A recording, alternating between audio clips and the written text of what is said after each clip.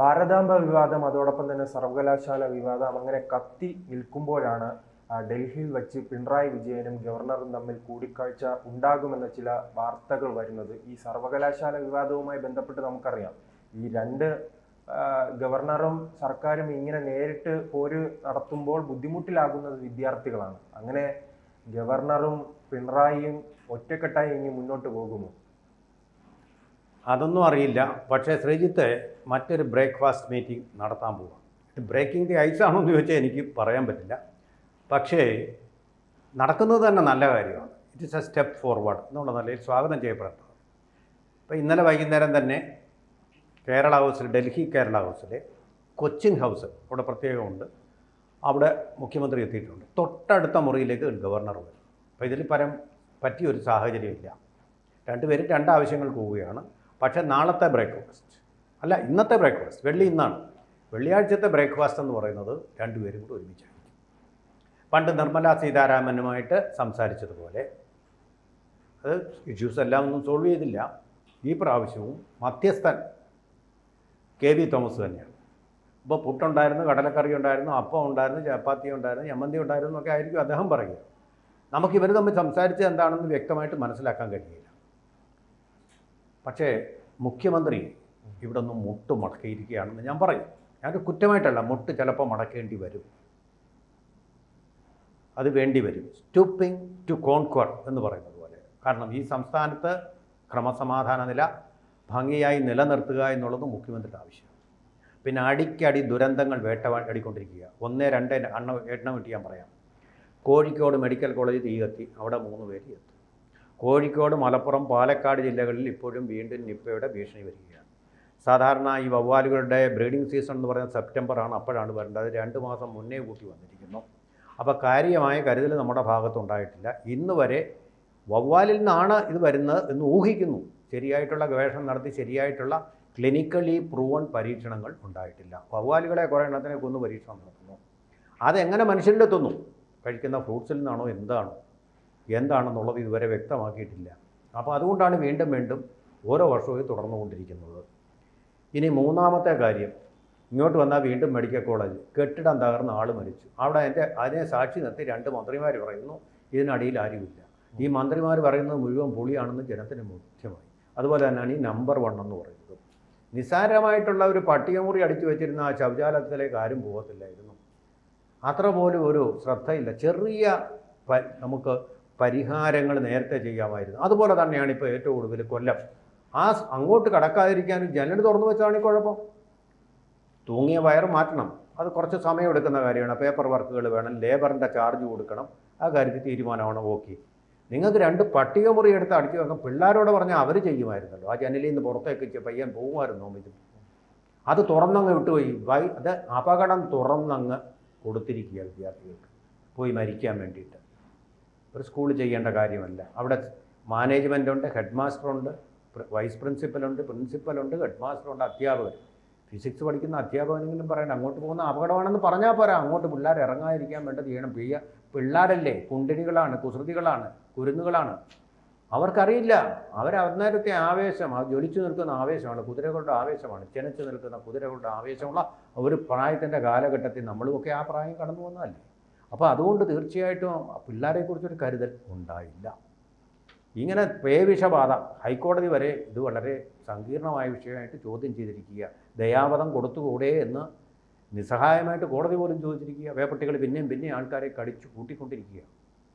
ശരിക്കു പറഞ്ഞു കഴിഞ്ഞാൽ ഇവിടെ ഇപ്പോൾ നടക്കുന്നത് ഭരണമില്ലായ്മയാണ് നടന്നുകൊണ്ടിരിക്കുന്നത്. ഓരോ ദിവസവും ഓരോരോ പുതിയ വീഴ്ചകൾ ഭരണത്തിൻ്റെ ഭാഗത്തു നിന്നും വന്നുകൊണ്ടിരിക്കുന്നു, പ്രക്ഷോഭങ്ങൾ. പിന്നെ അതിൻ്റെ കൂടെ സർവകലാശാല നിയമനം സംബന്ധിച്ച് ഭരണഘിരാകേന്ദ്രത്തിൻ്റെ ആ രാജവീഥികൾ തന്നെ സ്തംഭിച്ചുകൊണ്ട് അവരുടെ തന്നെ കുട്ടി സംഘടനകളായിട്ടുള്ള CITയും DYFIയും അതുപോലെ തന്നെ SFIയും ഇവരെല്ലാം കൂടെ ചേർന്ന് മുഖ്യമന്ത്രിയെ പുറത്താക്കാൻ ശ്രമം നടത്തുന്നു. പാർട്ടിക്കകത്ത് നിന്ന് തന്നെ ശ്രമമുണ്ടോ എന്ന് സംശയം തോന്നുന്നുണ്ട്. CITU കേരളത്തിൽ പണിമുടക്കം നടത്തി ജനദ്രോഹപരമായിട്ട് പെരുമാറ്റം. അതിൻ്റെയൊക്കെ ഒരു ജനങ്ങളിലുണ്ടാകുന്ന വികാരം പ്രതിഫലിക്കുന്ന തെരഞ്ഞെടുപ്പിൽ മത്സരിക്കാൻ വരുന്ന പിണറായി വിജയനോടും അദ്ദേഹത്തിൻ്റെ LDFനോടുമാണ്.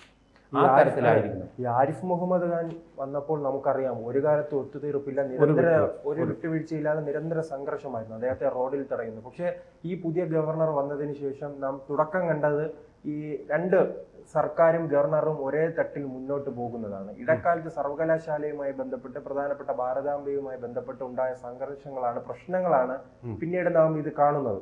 ഈ രണ്ട് പാതയിലേക്ക്, രണ്ട് വഴിയിലേക്ക് തിരിയാനുള്ളത്. അപ്പൊ ഇന്നത്തെ ഒരു കൂടിക്കാഴ്ചയോടുകൂടി തന്നെ ആ പ്രശ്നങ്ങൾ പരിഹരിച്ച് പഴയ രീതിക്ക് തന്നെ രണ്ടുപേരും ഒറ്റക്കെട്ടായി മുന്നോട്ട് പോകുമോ? നമുക്ക് അങ്ങനെ പ്രതീക്ഷിക്കാനേ പറ്റൂ. കാരണം രണ്ടും രണ്ട് വഴിയാണ്, രണ്ട് ആദർശങ്ങളാണ്. ഭാരതാംബ, ഭാരത സംസ്കാരം ഇതൊക്കെ പറയുന്ന കമ്മ്യൂണിസ്റ്റ് പാർട്ടിയെ ഇല്ലാതാക്കുമെന്നുള്ളൊരു ബോധ്യമാണ് കമ്മ്യൂണിസ്റ്റ് പാർട്ടിക്കുള്ളത്. അത്തരം ചിഹ്നങ്ങൾ വന്നു കഴിഞ്ഞാൽ ആ പാർട്ടിയും ഇല്ലാതാവും. സത്യമാണ്. വടക്കേ ഇന്ത്യയിലൊക്കെ പാർട്ടി ഇല്ലാതായത് അങ്ങനെ തന്നെയാണ്. ഭാരതാംബ എന്നുള്ള ആ ദർശനം,